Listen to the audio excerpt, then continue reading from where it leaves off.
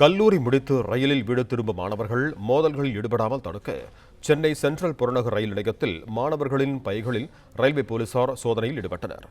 இதுகுறித்து கூடுதல் விவரங்களோடு இணைகிறார் எமது செய்தியாளர் வினோத். வணக்கம் வினோத், உங்களிடம் இருக்கும் தகவல்களை சொல்லுங்க.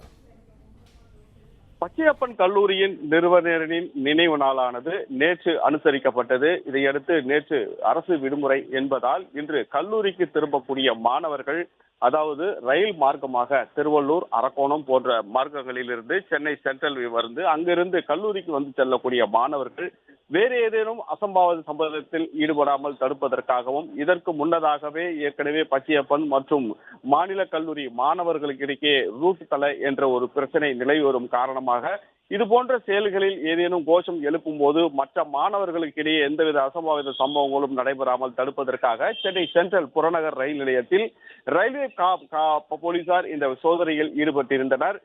புத்தக பையில் வேறு ஏதேனும் எடுத்து செல்லப்படுகிறதா என்பது குறித்த இந்த சோதனையும் நடத்தப்பட்டது. மேலும் அந்த மாணவர்களுடைய அடையாள அட்டை ஒவ்வொன்றும் சரிபார்க்கப்பட்ட பின்னரே அந்த ரயில் நிலையத்திற்குள் அனுமதிக்கப்பட்டனர். மேலும் இதுபோன்ற செயல்களில் ஈடுபடுபவர்கள் மீது கடுமையான ரயில்வே சட்டப்படி நடவடிக்கை எடுக்கப்படும் என ரயில்வே காவல்துறையினர் ஏற்கனவே பலமுறை எச்சரித்திருந்தாலும் அடிக்கடி அவ்வப்போது மாணவர்கள் ரயில் மீது கற்களை எறிவது போன்ற அசம்பாவித சம்பவத்தில் ஈடுபடுகின்றனர். இந்த நிலையில் நிறுவனரின் நினைவு நாள் அன்று ஒன்று கூடி வேறு ஏதேனும் கோஷங்கள் எழுப்பும் போது மாணவர்களுக்கிடையே மோதல் ஏற்படாமல் தடுப்பதற்காகவே இந்த சோதனை நடத்தப்பட்டதாக ரயில்வே காவல்துறை சார்பில் தகவல் தெரிவிக்கப்பட்டது. பிளே ஸ்டோர் மற்றும் ஆப் ஸ்டோரில் இருந்து பாலிமர் செயலியை QR கோடு மூலம் பதிவிறக்கம் செய்யுங்கள். செய்திகளை உடனுக்குடன் பெறுங்கள்.